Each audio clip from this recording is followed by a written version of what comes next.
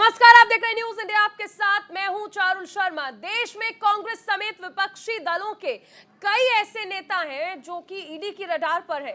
इनमें RJD supremo Lalu Prasad Yadav, उनके बेटे तेजस्वी यादव और झारखंड के सीएम हेमंत सोरेन भी है।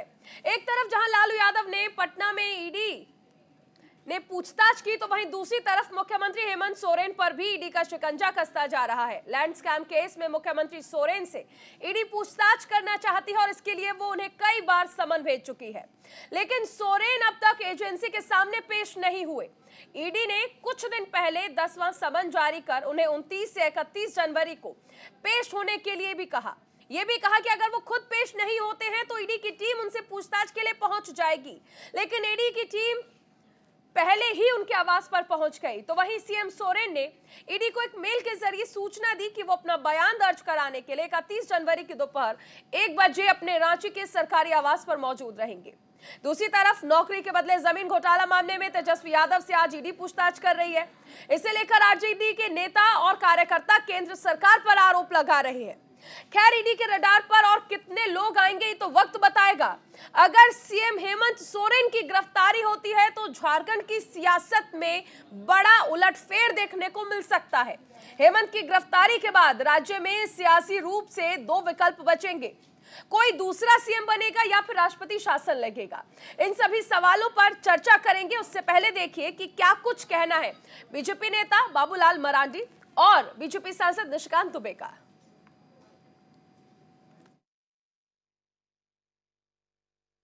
विभाग है, पुलिस महकमा है, अगर उन लोगों को भी पता नहीं है कि उनके बारे में, तो ये तो बड़ा गंभीर मामला है।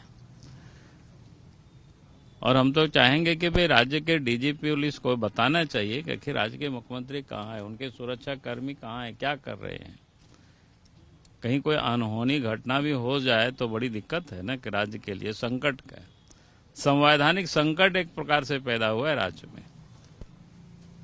अब परसों रात से ही राज्य के मुख्यमंत्री का कोई अता पता नहीं है, कोई बताने को तैयार नहीं है कि कहाँ है, तो इसको क्या मानेंगे। आखिर राज्य के जो इंटेलिजेंस विभाग है, पुलिस महकमा है, अगर उन लोगों को भी पता नहीं है कि उनके बारे में, तो ये तो बड़ा गंभीर मामला है। और हम तो चाहेंगे कि भाई राज्य के डीजीपी पुलिस को बताना चाहिए कि आखिर राज्य के मुख्यमंत्री कहाँ है, उनके सुरक्षा कर्मी कहाँ है, क्या कर रहे हैं। कहीं कोई अनहोनी घटना भी हो जाए तो बड़ी दिक्कत है ना कि राज्य के लिए संकट का संवैधानिक संकट एक प्रकार से पैदा हुआ है राज्य में। अब परसों रात से ही राज्य के मुख्यमंत्री का कोई अता पता नहीं है, कोई बताने को तैयार नहीं है कि कहाँ है, तो इसको क्या मानेंगे। ये कह रहा हूँ कि ये जो सिचुएशन है, माननीय गवर्नर साहब से मेरा रिक्वेस्ट होगा कि उनको आर्टिकल 355 में जो है संविधान की जो धारा 355 है उसमें रिपोर्ट भेजनी चाहिए। और ये सही समय है क्योंकि उनके भाई भी मुझसे बात कर चुके हैं, कल उनकी भाभी भी मेरे से बात कर रही हैं। वो सभी दुखी हैं कि ये पार्टी जो है शिबू सोरेन जी ने बनाई है, ये पार्टी दुर्गा सोरेन जी ने बनाई है। अपनी वाइफ को जो वो चार्ज देना चाहते हैं उससे कोई भी सहमत नहीं है और भगौड़े की तरह वो वाइफ को जो है चार्ज दिलाने की कोशिश कर रहे हैं। मुझे लगता है कि राष्ट्रपति शासन का ये सब। उधर सीएम सोरेन को लेकर बीजेपी नेता दीपक प्रकाश और जेडीयू नेता नीरज कुमार ने हमला बोला। क्या कहा उन्होंने, सुनाते हैं आपको।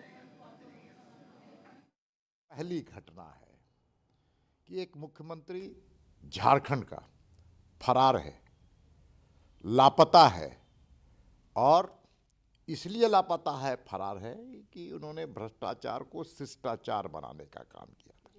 अपने परिवार और अपने लिए अकूत संपत्ति जमा करने की नीयत और नीति उनकी बनी हुई थी। और जब जांच एजेंसियां उन पर जांच करने के लिए उनको लगातार बुलाने का काम कर रही है, तो भागते चल रहे हैं, भागते चल रहे हैं और भागते चले जा रहे हैं। ये तो बड़ा गंभीर विषय है भाई कि राज्य के मुख्यमंत्री को ईडी खोज रहा हो और वो लापता हो, तो ये तो विहित प्रक्रिया में लोकतंत्र के लिए इससे बड़ा कलंक कुछ नहीं हो सकता है कि कोई राज्य का मुख्यमंत्री ही लापता पाया जाए। ये तो माने चिंता नहीं, चिंतन के साथ साथ आत्मचिंतन की जरूरत। ये तो बड़ा गंभीर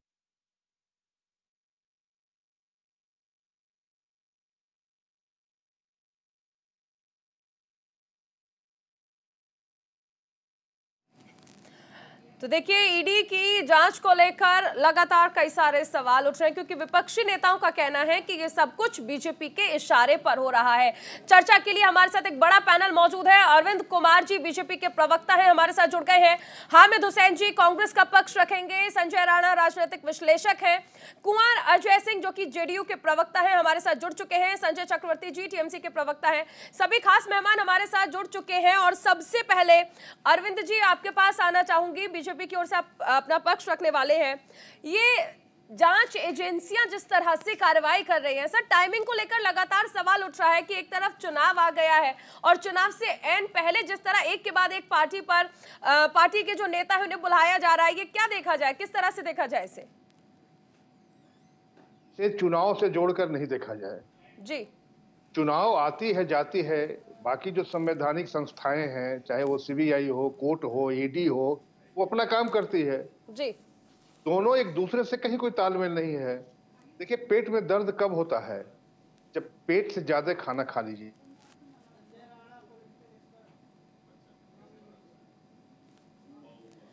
हामिद जी, अरविंद जी कह रहे हैं कि चुनाव से ना देख के इसे सबको लिया जाए। ये तो सीधी सी बात है, जांच एजेंसी अपना काम कर रही हैं, लेकिन विपक्ष में क्योंकि आप भी हैं और आपकी पार्टी भी लगातार आरोप लगाती रही है कि सब कुछ सरकार के इशारे पर हो रहा है।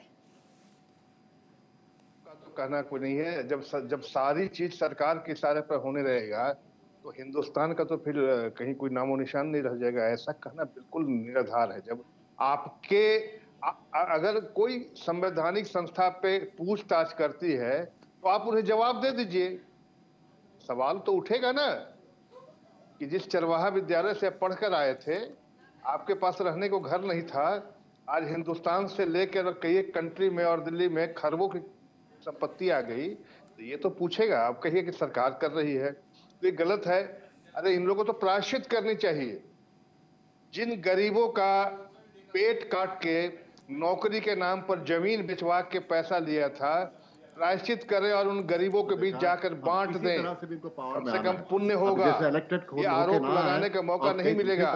इसका वोट जातिगत उन्माद फैलाकर जिनने वोट लिया था और वोट लेने के बाद अरविंद जी अभी जवाब हामिद जी से लिया जा रहा है। अभी हामिद जी से जवाब सत्तासीन हुए, एक सेकेंड, सत्तासीन हुए उन गरीबों का जिनसे वोट लेकर सत्तासीन हुए, खरबों की प्रॉपर्टी आपने अर्जित की। जवाब उन हामिद जी गरीबों को बहुत अच्छा लगा आपने गरीबों का जिक्र किया। वैसे आपके सांसद के यहाँ से भी करोड़ों का कैश बरामद हुआ था। मैं कुंवर अजय जी, आपका एक कमेंट, जेडीयू की ओर से आप अपना पक्ष रख रहे हैं, आपको क्या कहना है? ईडी की जो एजेंसियां जांच कर रहे हैं, क्योंकि अब से पहले आप विपक्ष में थे, अभी 2 दिन पहले ही आप भी सरकार के साथ आए हैं।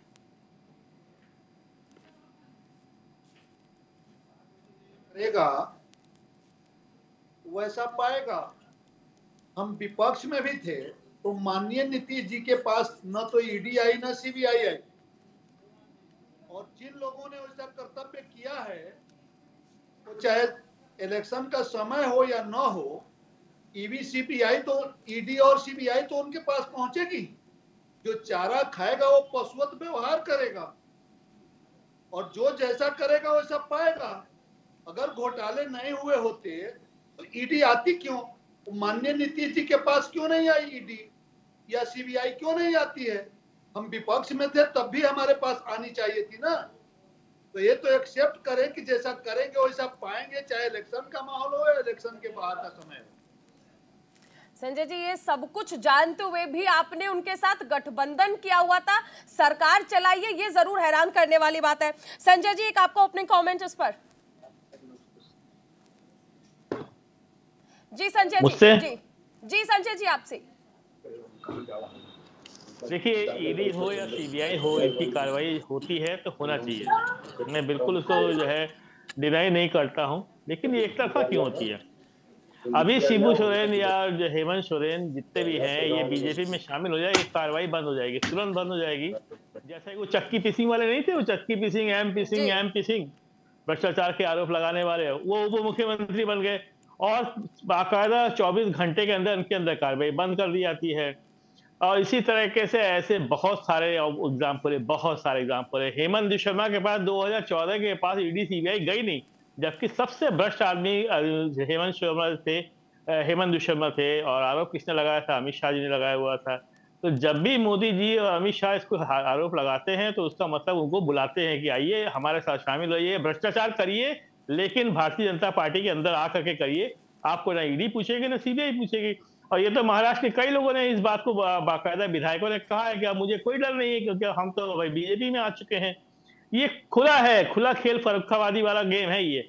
आप हेमंत शुभेंदु अधिकारी 100 लोगों की लिस्ट लेकर के ईडी सीबीआई के दफ्तर नहीं जाते हैं, वो अमित शाह के दफ्तर जाते हैं कि इनके ऊपर ईडी कार्रवाई होनी चाहिए। तो इसको क्या समझा जाए?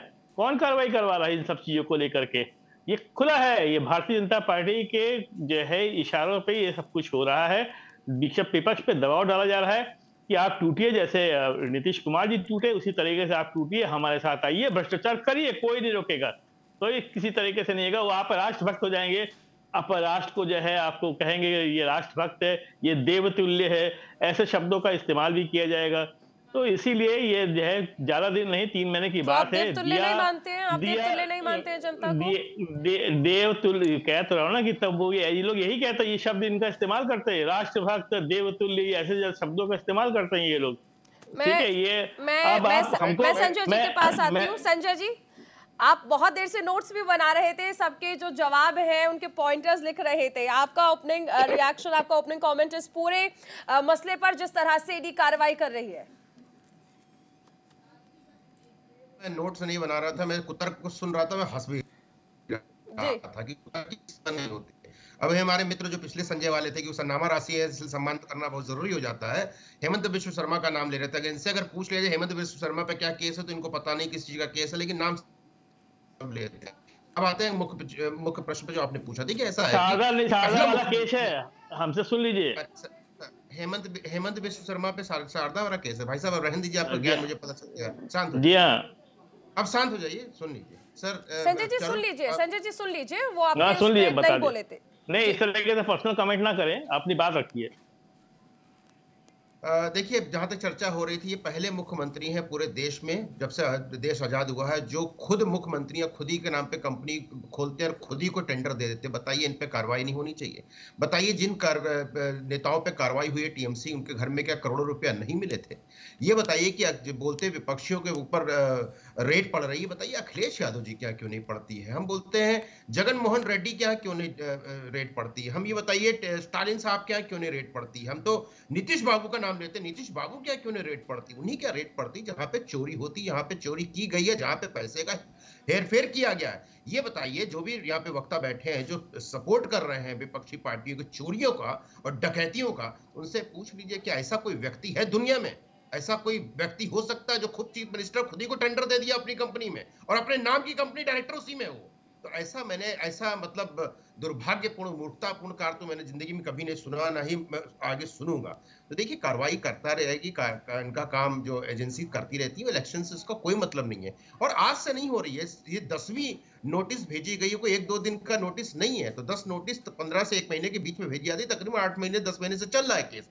और पहला मुख्यमंत्री जो भाग गया, मतलब उसका पता उसकी सिक्योरिटी एजेंसीज को नहीं है। बताइए, अरे आप इतने पाक दामन साफ है चारुल जी, तो आपको एजेंसीज को फेस करना चाहिए। कई लोगों ने फेस किया, क्या नरेंद्र मोदी ने 10-10 घंटे की इन्वेस्टिगेशन नहीं फेस की? उन्होंने फेस की, अमित शाह ने नहीं की, फेस की ना, सारे लोग तो फेस करते हैं। अगर आप चोर नहीं हो तो आपको घबराना नहीं चाहिए। हम तो ये बोलते हैं, टीएमसी के हमारे मित्र यहाँ बैठे हैं, क्या अब बनर्जी बाबू के साथ नहीं हुआ? बनर्जी बाबू ने क्या ईडी को फेस नहीं किया? उन्होंने फेस किया, उसका जवाब दिया और बाहर है। देखिए कार्रवाई होती रहेगी, कार्रवाई का ना एजेंसी का काम है, लेकिन आपको फेस करना चाहिए, वहां पे जवाब देना चाहिए। इस तरह भगोड़ों की तरह भागना दर्शाता है कि कहीं ना कहीं आप में कुछ कमियां है, कहीं ना कहीं आपने कुछ ऐसा लिप्त काम किया है जो समाज के लिए अच्छा नहीं है, जो राजनीतिक समीकरण के लिए अच्छा नहीं है, देश के लिए अच्छा नहीं है और उस प्रदेश के लिए अच्छा नहीं है।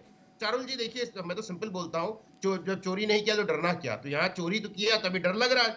चोर की दाढ़ी में तिनका होता है, वो तिनका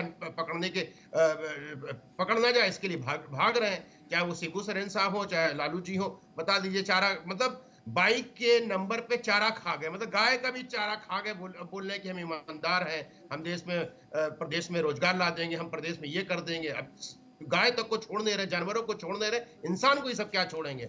इनका काम सिर्फ एक ही है चारुल जी, पैसा कमाओ, पैसा कमाओ और अपने परिवार को बढ़ाओ, और इनका कोई भी एजेंडा नहीं है, इनका कोई भी एजेंडा न था न होगा। मैं अरविंद जी आपके पास आना चाहूंगी। देखिए यहाँ पर बड़े बड़े सवाल जो हैं वो उठ रहे हैं। संजय जी ने भी सवाल उठाया, कह रहे हैं बीजेपी में जो आता है उसके पाप धुल जाते हैं। आप लोग गठबंधन कर लेते हैं, यानी पहले इजाजत देते हैं कि भ्रष्टाचार कीजिए और उसके बाद फिर पार्टी ज्वाइन कर लीजिए। बारू जी देखिए, मैं इन लोगों ने क्या कहा मैं सुन नहीं पा रहा था, आवाज नहीं आ रही थी, फिर भी मैं स्पष्ट कर देना चाहता हूँ। इनको जानकारी नहीं है कि आज जो बिहार में लालू जी और उनके परिवार में जो ईडी का जांच चल रहा है, इसके सूत्रधार भारतीय जनता पार्टी के समय का नहीं है, उसके पहले का है।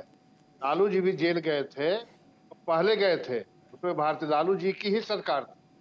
और जो आज इनके पार्टी में शिवानंद तिवारी जी राष्ट्रीय महासचिव हैं, और जिस लोगों के साथ ये पार्टी बनाए थे, उन लोग ही केस करने वाले थे। ये तो दुर्भाग्य है कि हर चीज में भारतीय जनता पार्टी की ओर मोड़ देना।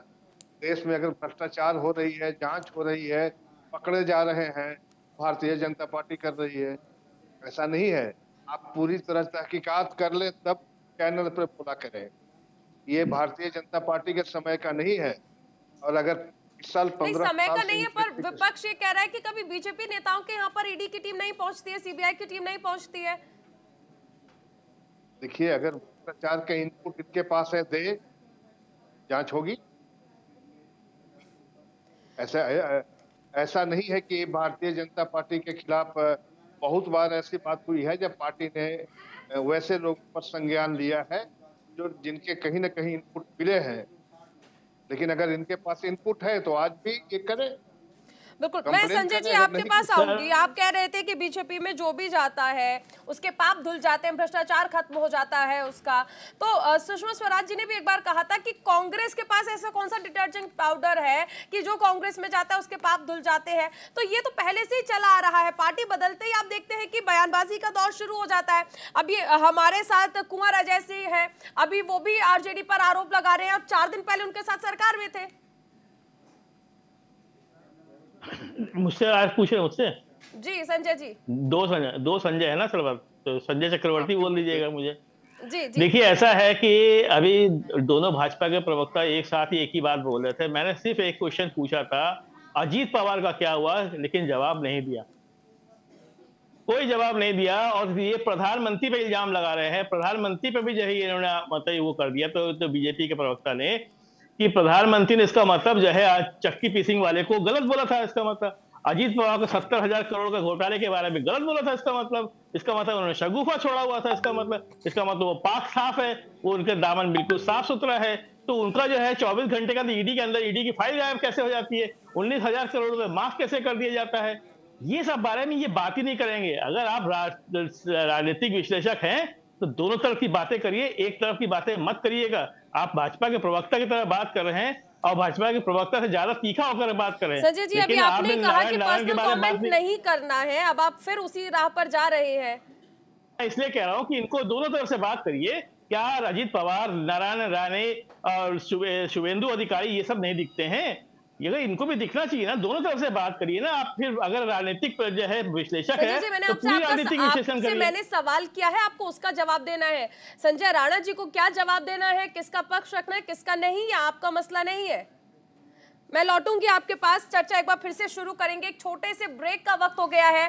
तो ईडी का शिकंजा लगातार कसता जा रहा है, लेकिन विपक्ष का कहना है कि ये पूरा एजेंडा बीजेपी के द्वारा चलाया जा रहा है। चर्चा आगे भी जारी रहेगी। एक छोटे से ब्रेक के लिए रुकेंगे, बने रहिए न्यूज़ इंडिया के साथ। ब्रेक के बाद स्वागत है आपका। चर्चा हो रही है ईडी के शिकंजे पर, क्योंकि विपक्षी पार्टियां एकजुट होकर ये कह रही हैं कि सब कुछ दरअसल आलाकमान के इशारे पर हो रहा है, बीजेपी के इशारे पर हो रहा है। हालांकि बीजेपी का कहना है जैसी करनी वैसी बननी। चर्चा के लिए हमारे साथ तमाम मेहमान बने हुए हैं।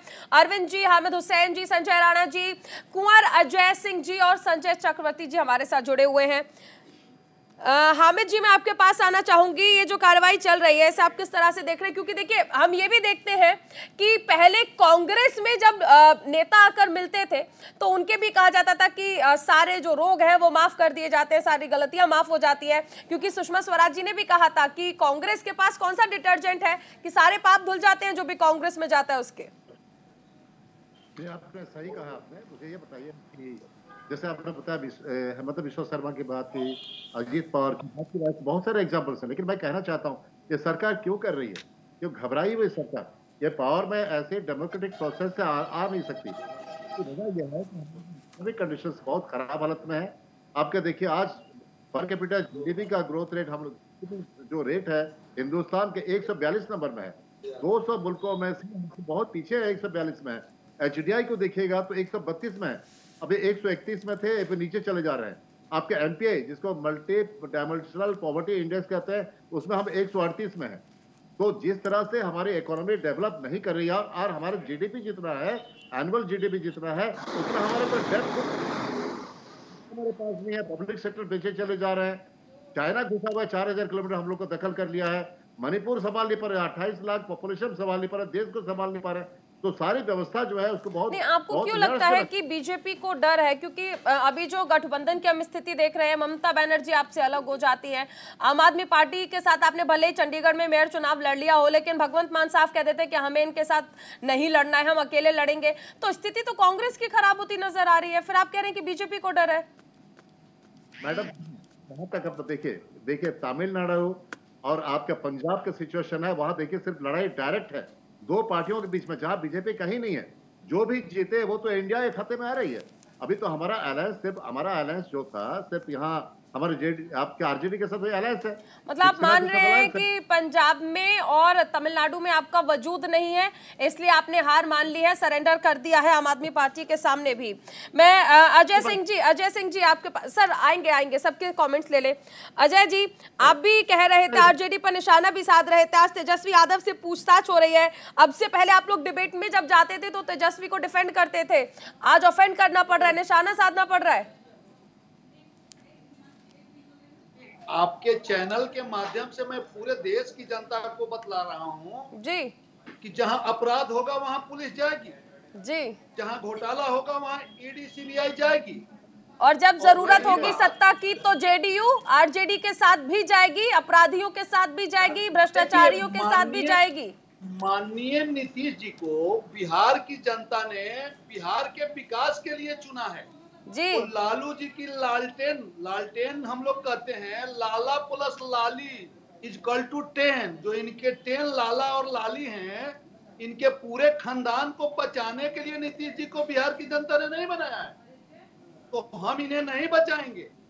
नहीं सर, माननीय लालू जी बचाएंगे नहीं। अब से पहले भी भ्रष्टाचार का आरोप लगाकर नीतीश जी अलग हो गए, फिर दोबारा उन्हीं के साथ जाके सरकार बना लेते हैं, फिर दिखता है कि कुछ स्थिति बिगड़ रही है तो फिर साथ में हट जाते हैं। सोचते थे ये बदल चुके होंगे। और रही बात कांग्रेस की, ईडी और सीबीआई से कांग्रेस इसलिए नहीं डरती है, जो इंडिया गठबंधन को माननीय नीतीश जी लोकतांत्रिक गठबंधन बनाना चाहते थे, लेकिन एक कांग्रेस की अति महत्वाकांक्षा, चाहे वो बंगाल में ममता जी को लीजिए, पंजाब में मान जी को लीजिए, दिल्ली में केजरीवाल जी को लीजिए, उधर चंद्रशेखर जी को लीजिए, यूपी में अखिलेश जी को लीजिए, ये कांग्रेस के अति महत्वाकांक्षा की वजह से ये गठबंधन लोकतांत्रिक गठबंधन नहीं बन पाया, बल्कि इस गठबंधन को कांग्रेस ठगबंधन बनाना चाहती थी, वो मेढक तोलना चाहती है, जो संभव नहीं है। आप दो चीजों को मिला रहे हैं। देखिए, आप दो चीजों को मिला रहे हैं। इंडिया गठबंधन बनाना अलग मुद्दा था, आरजेडी के साथ मिलकर राज्य में सरकार बनाना अलग मुद्दा था। जिस आरजेडी पर आप आरोप लगा रहे हैं भ्रष्टाचार का, जिस आरजेडी पर आरोप लगा रहे हैं अपराध का, उसी के साथ मिलकर सरकार बनाई, लेकिन सत्ता में रहने की महत्वाकांक्षा आपकी इतनी थी कि जब लगा कि सिचुएशन खराब ना हो जाए तो आप चले गए दूसरों के साथ। पारुल जी सर, चारुल शर्मा नाम है मेरा। ठीक है शर्मा जी, मैं आपके चैनल के माध्यम से मैं ये बताना चाहता हूं कि माननीय नीतीश जी ने कभी अपना स्टैंड नहीं बदला जी। माननीय नीतीश जी ने कभी अपना स्टैंड नहीं बदला, न कभी उन्होंने अपने विचारों से समझौता किया। मैं बार बार इस बात को कहता हूं, चाहे वो काजल की कोठरी में हो या फूलों की बाग में, उनके पास कभी ईडी और सीबीआई नहीं आई, क्योंकि वहां घोटाला नहीं हुआ कोई। जहां घोटाला होगा, जहां अपराध होगा, वहां ईडी और सीबीआई पहुंचेगी। और इन्हें मिर्ची क्यों लग रही है? इन्हें मिर्ची क्यों लग रही है? क्या ये एजेंसियां किसी के इशारे पे थोड़ी काम करती हैं, एजेंसियां अपना काम करती हैं। चलिए आगे बढ़ते हैं संजय जी के पास आते हैं। संजय जी, ये जो स्थिति आप देख रहे हैं, आपने ये भी सुना कि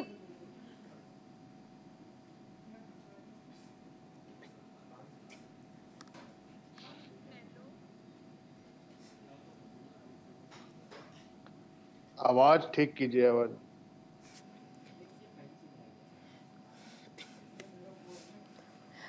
कुंवर अजय जी, ये बात जो आप कह रहे हैं, ये बात आपको अब याद आ रही है कि आरजेडी पर तमाम आरोप लगे हुए। मैं आपसे यही कह रही हूं कि जब सरकार में रहने का मौका था तब आपने पूरा लाभ उठाया है, और आज जब आपको लगता है कि हालात बदल सकते थे, आरजेडी विधायक तोड़ सकती थी, तो आपको उनमें सारी कमियां नजर आ रही है। जी नहीं, हमने सोचा, हमारे माननीय नेता ने सोचा ये लोग बदल चुके होंगे, ये जो इनका जंगल राज्य था, जो इनकी कमियां थी, उसमें सुधार लाए होंगे। लेकिन क्योंकि लालू जी को आदत है नौकरी के बदले में जमीन लेने की, बिहार सरकार में जब नौकरियां बांटी गई तो तेजस्वी जी को किसी प्रकार की कोई जमीन नहीं मिल पाई। इसके वजह से बौखला करके माननीय नेता नीतीश जी के कामों में हस्तक्षेप करने लगे, हमारे पार्टी को ये लोग तोड़ने लगे, इसलिए हमें इनको छोड़ना पड़ा। नहीं, कभी आप बीजेपी के साथ चले जाते हैं, कभी आप आरजेडी के साथ चले जाते हैं, लेकिन आप एक बात बताइए अजय जी, आप एक बात बताइए, जब लगातार ऐसे पार्टी बदलेंगे, जनता के सामने आप किस मुंह से जाएंगे? जनता से कैसे कह पाएंगे कि बीजेपी गलत है, जो कि आपने पूरा उसके लिए गठबंधन भी बना दिया था, सारी विपक्षी पार्टियों को एक साथ ले आए थे।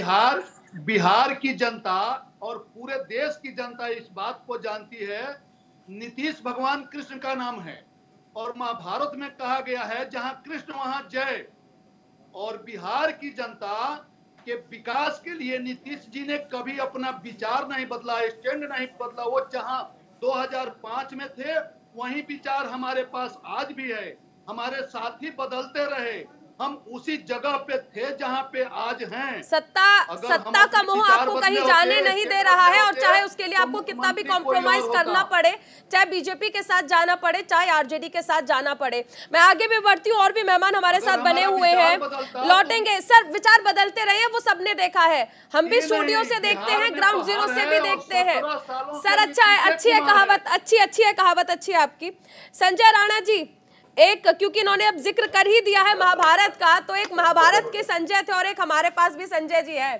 आपकी ये जो निगाह है, ये क्या देखती है कि किस तरह से ये जो शुरू हुआ है, ईडी का शिकंजा एक तरफ और विपक्षी पार्टियों का बीजेपी को घेरने का तरीका जो है वो एक तरफ?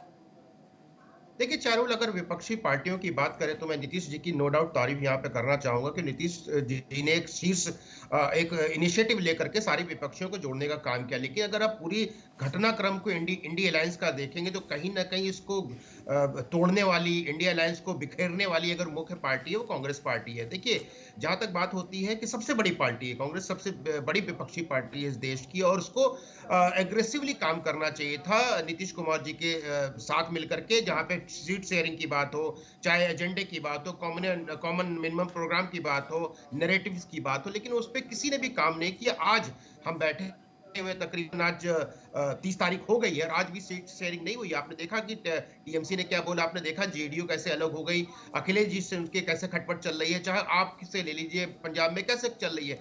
तो कहीं ना कहीं इसका असर तो पड़ेगा ही पड़ेगा। जहां आप बात करती हैं कि आदमी अलग क्यों हट गया, देखिए ऐसा होता है कि कोई भी राजनीति में कोई परमानेंट एनिमी और परमानेंट दोस्त नहीं होता, और राजनीति कन्वीनियंस की होती है, और कन्वीनियंस के हिसाब से आदमी मूव करता रहता है। जहां तक बात आ रही थी कि जेडीयू बीजेपी के साथ चले गई, चाहे जेडीयू आरजेडी के साथ ही, देखिए आरजेडी के अपने विचारधारा है। 18 महीने में आपने देखा होगा, मैं आपको 2-3 आंकड़े दे देता हूं, अगर कोई झुटला दे यहाँ पे बैठ के तो मैं हार मानने को तैयार हूं।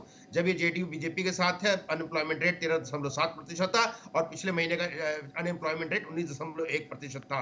जहां तक बात करते हैं स्कूलों की, चाहे शिक्षा की, तो हर चीज में बिहार, देखिए बिहार की जनता बहुत पढ़ी लिखी, मैं मानता हूं उनको, सारे आईएएस पीसीएस वहां से बनते हैं, सारे योग्य व्यक्ति, चाहे आपके टीवी चैनल देख लीजिए, उसमें बहुत बड़े अच्छी जगह पे हैं। लेकिन बिहार में गरीबी क्यों है? कि बिकॉज वहां राजनीति ऐसी ही रही है। 90 का दशक किसी ने भूला नहीं है कि वहां पे लोग अपना सरनेम, जैसे आप शर्मा लगाती हैं, मैं राणा लगाता हूं, और चक्रवर्ती सब चक्रवर्ती लगाते हैं, वो सरनेम लगाना डर के मारे हटा दिए थे कि ये गुंडा राज फैल चुका था। तो कहीं ना कहीं राजनीति में बदलाव आया है 2005 के बाद से बिहार के अंदर। लेकिन अगर आप बात करती हैं ईडी की रेड की, देखिए अगर किसी को लगता है कि भारतीय जनता पार्टी में कोई करप्ट नेता है तो सिंपल से जाकर के वो सुप्रीम कोर्ट में पीआईएल दायर करे, वहां से एफआईआर होगी और उसमें ईडी या कोई भी जांच एजेंसियां काम करेंगी। आपको पता होगा कि पिछले अभी जो चुनाव हुआ था नगर पालिका के वहां पे बंगाल में, तो वहां पे हाई कोर्ट के आदेश पर कार्रवाई हुई थी। तो वैसे ही कार्रवाई हो सकती है, किसी भी पार्टी का मुंह देखने की जरूरत नहीं है। इनको लगता है कि कहीं भी नाइंसाफी हो रही है। आपको याद होगा 16 के 16 पार्टी सुप्रीम कोर्ट गई थी ईडी के खिलाफ, लेकिन मुंह की खानी पड़ी थी वहां पे, क्योंकि देखिए ऐसा ना बोल देने से नहीं होता, कोर्ट में साक्ष्य रखने पड़ते हैं। हवाई बात करने से नहीं होता, ये चोर है वो चोर है। अभी को बोल रहे थे कि अजीत पवार साहब के ऊपर 17,000 करोड़ का घपले का है, लेकिन केस चल रहा है। चाहे राणे साहब की बात करें, उनके ऊपर भी केस चल रहा है, चाहे शुभेंदु अधिकारी हो उनके ऊपर भी केस चल रहा है, कोई बरी नहीं हुआ है, कोर्ट में लंबित है केस। जब कोर्ट में चला जाता है तो कोर्ट के अधीन हो जाता है, वो ईडी या पुलिस के पास नहीं होता या किसी संस्थान के पास नहीं होता, न्यायालय में होता है। तो न्यायालय में पुरजोर तरीके से जाइए, लड़िए, उसमें कोई बुराई नहीं है। तो ये बोल देना कि ऐसा हो रहा है, कोर्ट में जाकर किया जा सकता है। संजय चक्रवर्ती जी, ईडी की टीम जाती है बंगाल में तो ईडी की टीम पर हमला कर दिया जाता है। क्या मान लिया जाए कि आप लोग जिस तरह से लगातार विरोध करते हैं कि ईडी की टीम जो है वो बीजेपी से प्रेरित होकर कार्रवाई कर रही है, तो क्या इसीलिए ईडी की टीम पर हमले भी कर दिए जाते हैं कि अगर कार्रवाई बीजेपी से हो रही है तो फिर हमला कर दिया जाए, टीमों पर हमला कर दिया जाता है? देखिए, वो जो हमला हुआ था, वो हमला टीएमसी ने कराया था, ये किसने कहा? नहीं होता तो है। नहीं, मैं सरकार मैं पूरी बात किसकी है, जिम्मेदारी किसकी है? मैडम जिम्मेदारी किसकी है? अरे मैडम सुन तो लीजिए, फिर सुन लीजिए। अभी महाराष्ट्र में जो है 22 तारीख को जिस समय जो है राम मंदिर का उद्घाटन हुआ था, महाराष्ट्र में बाकायदा तोड़फोड़ हुई है, घुस के जो है अल्पसंख्यक दुकानों को तोड़ा गया है। क्या हुआ, क्या कार्रवाई हुई? कुछ हुई कार्रवाई? कोई कार्रवाई नहीं। दूसरे राज्य में क्या हुआ है इसमें इतनी दिलचस्पी है? किसी चैनल ने दिखाया नहीं, किसी भी चैनल ने दिखाया। क्या हुआ इसमें इतनी दिलचस्पी है कि नहीं, मैं बता रहा हूँ, एक बात सुन लीजिए मैडम, सुन लीजिए, पूरी बात तो सुनिए। आपको मतलब नहीं है, लेकिन नहीं पूरी बात नहीं, मैं एग्जाम्पल निश्चित रूप से दूंगा, मैं एग्जाम्पल दिए बिना मैं बात नहीं करूंगा, मैं एग्जाम्पल दूंगा, लेकिन किसी चैनल ने उसको दिखाया नहीं। ईडी पे जो कुछ भी किसी ने हमला किया है, और 27 लोग ऑलरेडी गिरफ्तार हो चुके हैं वहां पे, क्योंकि ये निंदनीय है। कोई भी घटना इस तरीके से होगी, लेकिन आप उसको टीएमसी से जोड़ेंगे तो वो आप गलत है, पहली चीज। दूसरी बात, अभी जो कह रहा था कि केस चल रहा है, फिर वो उसके ऊपर कार्रवाई क्यों नहीं होती? ईडी जाती क्यों नहीं वहां पे? अगर इस तरीके से अभी हेमंत शर्मा का 10 साल में एक बार ईडी वहां नहीं गई, जब से जो है नारायण राणे यहाँ पे आ गए हैं, उनके पास ईडी जाती नहीं है, वहां पे पूछताछ नहीं करती, कोई तारीख नहीं पड़ती।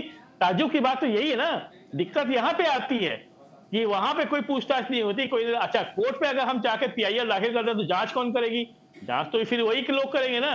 देखिए संजय जी, आपने ना उस बात को चरितार्थ कर दिया है कि तेरे पाप ज्यादा है और मेरे पाप कम है, इसलिए मुझे पाप करने का अधिकार है। आपसे जब ये पूछा गया कि ईडी की टीम पर हमला कैसे होता है, क्योंकि आपकी सरकार है, आप कह रहे हैं महाराष्ट्र में जब हमला हुआ तो वहां पर कार्रवाई क्यों नहीं हुई? आपके पास आपके राज्य की जवाबदेही है, दूसरे राज्य में क्या चल रहा है उसके लिए जवाब पूछने के लिए हम लोग हैं। किसने कौन सी खबर चलाई, कौन सी नहीं चलाई, ये आपका कार्य नहीं है सर, ये आपका कार्य नहीं है। मैंने दोनों बात। संजय जी कुछ कहना चाहते हैं? संजय राणा जी कुछ लौटूंगी सर, आपके पास मौका था, आपने दूसरे राज्य में कह के बात को टालने की पूरी कोशिश की है। संजय राणा जी कुछ कहना चाहते हैं? जी संजय जी। जी बिल्कुल, मैं चारुल ये बताना चाहता हूँ, ईडी डायरेक्टली कोई भी केस रजिस्टर्ड नहीं करती है, आपको रजिस्टर्ड कराना पड़ता है, उसके बाद कार्रवाई थी। नंबर 1। नंबर 2, जो भाई साहब हमारे नामा राशि संजय जी चक्रवर्ती जी बोल रहे थे कि महाराष्ट्र में घटना हुई थी, अल्पसंख्यकों के घर में घुस के मारा गया, बड़ा दुर्भाग्यपूर्ण स्टेटमेंट है, इनको अपने स्टेटमेंट वापस लेना चाहिए। वो मैं आपको वीडियो भेज सकता हूँ सर। एक मिनट शांत रहिए, आपके बीच में बोला नहीं ना, आप शांत रहिए। मैं आपको वीडियो भेज सकता हूँ, आप इस तरह से बात मत करिए, वापस लेना चाहिए। संजय चक्रवर्ती जी सुनिए, आप जिसकी बात कर रहे हैं ना, वो जो यात्रा निकाली जा रही थी उस पर पहले हमला किया गया था, आपके पास अधूरी जानकारी है। आप कुछ चंद लोगों का वोट लेने के लिए अगर आप चाहेंगे कि टेलीविजन स्क्रीन पर आपको मौका मिल रहा है, बता रहे हैं, आपको मौका मिल रहा है तो आप कुछ भी बयान दे देंगे। टैक्सी ड्राइवरों को दुकानों के अंदर जिस तरह से तोड़फोड़ हुई थी, आप उस तरीके से बातें मत करिए। नहीं, इस तरीके से बातें मत करिए। मौका मिल रहा है तो आप फिर नहीं, मौका नहीं मिल रहा है, मुझे मौके बहुत सारे मिलते हैं। मैं इस चैनल के भरोसे नहीं बैठा हुआ कि मुझे मौका मिल रहा है। भरोसे नहीं बैठे, लेकिन आप इस तरह के बयान ना दें। ठीक है, मैं नमस्ते, मैं इस चरण में नहीं बैठूंगा आपकी बात से, गलत बात है, इस तरीके से मौका आप मिला अगर बात नहीं रख सकते हैं तो फिर आप भागना चाहे तो आपकी मर्जी है। ठीक है, कोई नहीं सर। जी संजय जी। टीएमसी के जो सर्वोच्च नेता हैं ममता बनर्जी, उन्होंने क्या 22 तारीख को कसम खाई थी? अल्लाह की कसम खाती है। अगर वो भगवान की कसम खाए समझ लीजिए झूठ है, अगर वो अल्लाह की कसम खा लेती हैं समझ लीजिए वो सही बोल रही हैं। तो जो नेता अल्लाह की कसम खा करके स्टेज पे ऐसी बातें करता है तो उसके प्रवक्ता से आप ज्यादा उम्मीद क्या कर सकते हैं? वो तो 30% वोट के लिए देश को बेचने को भी तैयार हो जाएंगे टीएमसी वाले, उनके प्रवक्ता, उनके नेता। तो इस देश का दुर्भाग्य यह है कि जितने भी विपक्षीय पार्टी हैं, कुछ सबको नहीं बोल रहा हूं, कुछ विपक्षीय पार्टी सबसे ज्यादा सांप्रदायिक हैं, क्यों यही तुष्टीकरण की राजनीति करते हैं। इन्होंने इस तुष्टीकरण की शुरुआत की है और हमें भारतीय जनता पार्टी ने कभी हमने नहीं देखा कि वो तुष्टीकरण करते हो। देश का साथ, सबका साथ सबका विकास की बात करते हैं। मैं किसी पार्टी का प्रवक्ता नहीं हूं, ना ही मैं उनका पक्ष ले रहा हूं, लेकिन कम से कम तुष्टीकरण की राजनीति करना बंद करिए। आप ही बताइए, आप टोपी लगा करके आप जब रोजा अफ्तारी करते हैं तो सेकुलर हो जाता, आप तिलक लगा के मंदिर चले जाते हैं तो कम्युनल हो जाता। अरे कहां की राजनीति है भाई? आप 20% वोट के लिए आपने 80% आदमी को क्या? संजय जी, अरविंद जी भी कुछ कहना चाहते थे, हाथ उठा रहे थे। अरविंद जी, आप क्या कहना चाहते थे? देना चाहता हूं इस पे दो तीन भागों में मैं लौटूंगी। हामिद जी आपके पास भी आऊंगी, एक बार अरविंद जी का रिएक्शन ले लूं। जी मैं चारुल बहन, मैं देख रहा था कि 2-3 भागों में डिस्कशन बसा हुआ था। एक जो इंडी गठबंधन हुआ था और दूसरा ईडी। देखिए, मैं इसको स्पष्ट करना चाहूंगा कि ईडी गठबंधन जो बना था उसकी कोई एजेंडा नहीं, किस कारण से बना था, किन कारणों से बना था, अगर वो जीत जाते देश में क्या काम करते, तो इस तरह कोई एजेंडा उनके पास था नहीं। तो जिस एजेंडा है गठबंधन का, न नीति हो, न नेता हो, न नियत हो, तो आप समझ सकते हैं वो कितना टिकाऊ होगा। मुद्दों पर बना संगठन ही चलता है, बेमेल संगठन। जितने भ्रष्टाचारी थे एक साथ होकर और एक महागठबंधन बनाने की कोशिश की, वो सभी तो एक विचारधारा के थे। ये जो होना था ये पहले ही क्लियर था, आज वही हो गया। दूसरी चीज मैंने स्पष्ट किया था कि देखिए, कोई भी भारतीय जनता पार्टी, अभी तक का इतिहास नहीं है कि जो हमारे एलाइज हैं उनको छोड़कर हम कहीं गए हैं। हमने एलाइज किया है तो हमारी कोशिश रही है 5 साल तक उनके साथ रहूं, संगठन चलाऊं और एक अस्थायी सरकार दे। अस्थायी सरकार से देश का विकास, राज्यों का विकास होता है।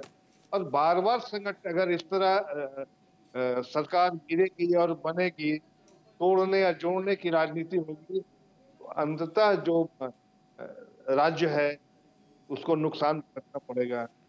तीसरी बात मैंने स्पष्ट किया था कि ये कह रहे हैं कि ईडी का कार्रवाई जो लालू परिवार पर हो रहा है, लालू परिवार पर ईडी का कार्रवाई ये कोई प्रायोजित कार्रवाई नहीं है। जैसे अभी हमारे जो निष्पक्ष विश्लेषक थे उन्होंने स्पष्ट किया कि ईडी को एफआईआर नहीं करती है, एफआईआर अलग होता है, ईडी जांच करती है। अगर जांच होगी तो आपको बुला के आपको पूछताछ करेगी। और ये कब का केस है? ये भारतीय जनता पार्टी 2014 में केंद्र में आई के पहले का है। लालू जी उसके पहले जेल जा चुके हैं, भारती के सर पे ताज रखकर, और जेल गए। में तो चार्जशीट भी दाखिल हुई थी जिस दौरान आपने देखा कि राबड़ी देवी को मुख्यमंत्री भी बनाया गया था। एक बार हामिद जी कुछ कहना चाहते हैं। हामिद जी, आपका जवाब। देखिए चारों, बहुत विचित्र बात है, कह रहे हैं बीजेपी के जो प्रवक्ता है। अब देखिए, हमारा इंडियन कॉन्स्टिट्यूशन पे सारे पार्टीज का एलिजेंस है और हम उसको स्वेयर करते हैं, और हमारे कॉन्स्टिट्यूशन हम लिखते भी हर पार्टी में कि हम इंडियन कॉन्स्टिट्यूशन को हम मानते हैं। इंडियन कॉन्स्टिट्यूशन क्या कहता है? फ्रेटर्निटी, यूनिटी की बात करता है। बीजेपी वाले फ्रेटर्निटी की बात करते हैं, एकता की बात करते हैं कि भाग भाग करते हैं, पोलराइजेशन करते हैं, हिंदू मुस्लिम करते हैं, जात जात में बढ़ते हैं। पहली बात ये है। दूसरी बात है कि इनकी नीतियां और नियत क्या है। चाइना 4000 किलोमीटर हमारे घुस चुका है। हमारे पास लद्दाख में 65 पोस्ट में से 25 पोस्ट में हम हमारे पुलिस वाले नहीं जा पा रहे हैं, मिलिट्री जा नहीं पा रहे हैं, ये देश को संभाल नहीं पा रहे हैं। मणिपुर में इनकी नियत क्या थी? नियत और नीति की बात करते हैं। भाई, हमने तो स्वाधीनता दिलाई, कांग्रेस पार्टी ने स्वाधीनता दिलाया। जितने पब्लिक सेक्टर से आपने बनाए, आज मोदी जी अब बेच रहे हैं, एक से एक बेच रहे हैं। आज जो धरातल पे जा रहा है, प्राइस रेट इतना है, गरीब गरीब हो रहा है, अमीर अमीर होते चला जा रहा है। आज 10% पॉपुलेशन के पास 84% प्रॉपर्टी है, आज 50% लोगों के पास जो है आज प्रॉपर्टी सिर्फ 6% है। गरीब गरीब हो रहा है, अमीर अमीर हो जा रहा है। अडानी को बढ़ा रहे हैं, अंबानी को बढ़ा रहे हैं, यही आपकी नीति है। आप राफेल खरीदते हैं, 1.5 दाम में खरीदते हैं, आप खरीदते हैं, अब यहाँ आज के पड़ोसी मुल्कों के साथ आपके रिलेशंस बड़ा खराब है, नेपाल के साथ रिलेशन खराब है। अभी आप मालदीव ने आपको आग देखा है, कहा कि आपने आपको मिलिट्री हटा दीजिए। चाइना आपको घेर रहा है हर तरफ से, कुछ कर नहीं पा रहे हैं। जब कुछ कर नहीं पाते हैं तो उतर जाइए ना। तो आप यही करेंगे। सर क्या मुद्दा है, हम कहां तक पहुंच गए हैं? चाइना और पड़ोसी देश और पता नहीं कहां कहां का मुद्दा आप ले आए। आज अलायंस की बात, आज हम ईडी की बात कर रहे हैं, ईडी की कार्रवाई को लेकर बात हो रही है। आपका उस पर कुछ कहना है? कांग्रेस क्यों विरोध कर रही है लगातार? किसको विरोध कर रही है? चारू जी किसको विरोध कर रही है? ईडी की कार्रवाई का सर, वही टॉपिक है आज। नहीं, सिलेक्टिव क्यों हो रहा है? मैं तो एक ऑफिसर रहा हूँ, आप लोगों को पॉलिटिकल न्यूट्रलिटी मेंटेन करना चाहिए। आप देख रहे हैं समय क्या है यहाँ आपके लालू यार इनके जैसे कि आप डाल रहे हैं रजिस्ट्री के साथ, तो 19 साल से चल रहा है। तो इस साल से 13 साल का बच्चा था, जबकि उसका अगेंस्ट में केस है, वो कहाँ से प्रॉपर्टी बनाए? इसे फॉल्स केस इसी तरह से डराते हैं ताकि इनकी सरकार ना गिरे, क्योंकि नीतीश कुमार के पार्टी से बहुत सारे विधायक आके आपका आरजेडी में और कांग्रेस में आना चाहते हैं, क्योंकि अभी वो सरकार के ऊपर भरोसा नहीं है, बलदेव राम के ऊपर भरोसा नहीं है। पहले आप दूसरी बात यह है कि ये तो बहुत अच्छा हुआ नीतीश कुमार से, मान लीजिए उनका हम सहयोग बना देते हैं, उसके बाद चले जाते तो ये तो हमारा पता है, खुशी की बात है कि वो चले गए। और मैं आप जब देखिएगा बहुत अच्छी बात कही है कि जेडीयू 20 सीटें भी नहीं लाएगा, तो जेडीयू को जो सीटें मिलेंगी 30 सीटें मिलेंगे, वो हार रहे हैं। तो हमारे तो इंडिया अलायंस का बहुत फायदा है इससे, और हम लोग जरूर सरकार में आएंगे, क्योंकि इनका जो भ्रष्टाचार है, इनका हर तरह से जो फेल्यूर है, यही हम लोग को पावर में लाएगा। और हमारी नीति और नीति की बात नहीं करें, हमने हमारे कांग्रेस में दो प्राइम मिनिस्टर को अपने शहीद हुए हैं। इंदिरा गांधी शहीद हुई है और राजीव गांधी शहीद हुए। आज कंप्यूटर का रेवोल्यूशन तो हमने किया है, ग्रीन रेवोल्यूशन हमने किया, व्हाइट रेवोल्यूशन हमने किया है, जितना भी डेवलपमेंट वर्क सबने किया। इमरजेंसी भी आपने लगाई है, घोटाले भी आपकी सरकार में हुए हैं, इस बात में कोई दो राय नहीं है। मैं संजय राणा जी, क्योंकि अब हम क्लोजिंग की ओर चल रहे हैं, मैं चाहूंगी कि सबके कमेंट्स हो जाएं। कुंवर अजय सिंह जी, बहुत देर से उनके पास हम नहीं पहुंच पाए। अजय सिंह जी, जिस तरह हम देख रहे हैं, क्योंकि जेडीयू ने ही पहल की थी, नीतीश कुमार ने पहल की थी, अब इंडिया अलायंस तो अलग हो चुका है, अब इधर आप लोग आ चुके हैं, अब ये जो कार्रवाई चल रही है इसे किस तरह से देखा जाए? देखिए वरुण शर्मा जी, मैं आपके चैनल के माध्यम से पूरे देश की जनता को बतलाना चाहता हूं कि जिस अलायंस को माननीय नीतीश जी लोकतांत्रिक अलायंस बनाना चाहते थे, उस अलायंस को कांग्रेस की अत्यधिक महत्वाकांक्षा ने, कांग्रेस अपने उस नेता को पीएम के रूप में देखना चाहती है जो पहिए वाले सूटकेस को सर पे लेके चलता है। अपना प्यार की बात की नहीं, देश का बच्चा बात कही नहीं। तो कांग्रेस के अधिक महत्वाकांक्षा की वजह से वो अलायंस, जिस अलायंस को हम लोकतांत्रिक अलायंस बनाना चाहते थे, वो गठबंधन के बदले कांग्रेस ने उसको ठगबंधन बना दिया। और यही स्थिति है कि आज उस अलायंस का कोई महत्व नहीं है। अच्छा, क्या महत्व नहीं है?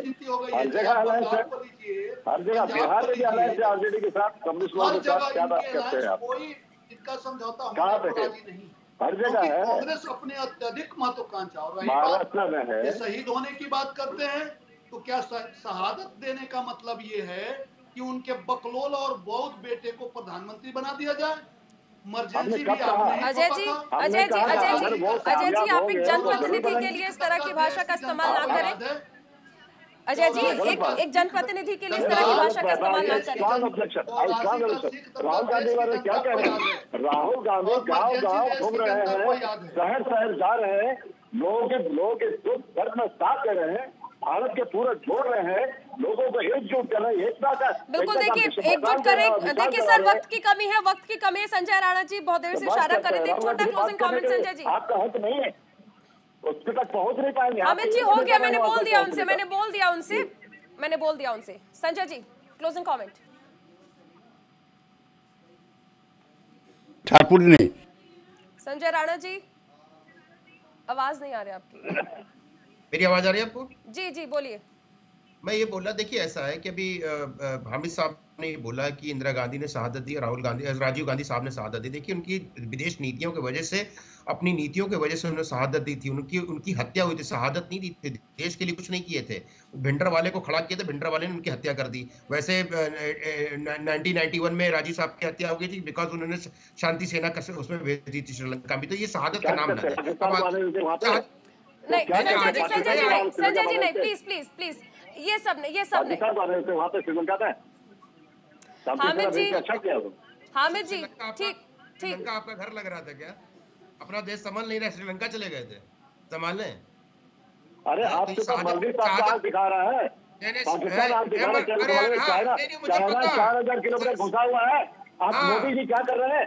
प्रधानमंत्री इनसे कुछ होता नहीं है। चलिए, वक्त की कमी है अरविंद जी, हामिद जी, संजय राणा जी, कुंवर अजय सिंह जी, बहुत शुक्रिया आपका हमारे साथ जुड़ने के लिए, इस चर्चा में शामिल होने के लिए। तो ईडी का शिकंजा लगातार आगे बढ़ता जा रहा है, लेकिन सवाल यह है कि विपक्ष लगातार ये कह रहा है कि ऐसी ही कार्रवाई बीजेपी पर कब देखने को मिलेगी। और इसी के साथ इस खास पेशकश में इतना ही। बने रहिए न्यूज़ इंडिया के साथ।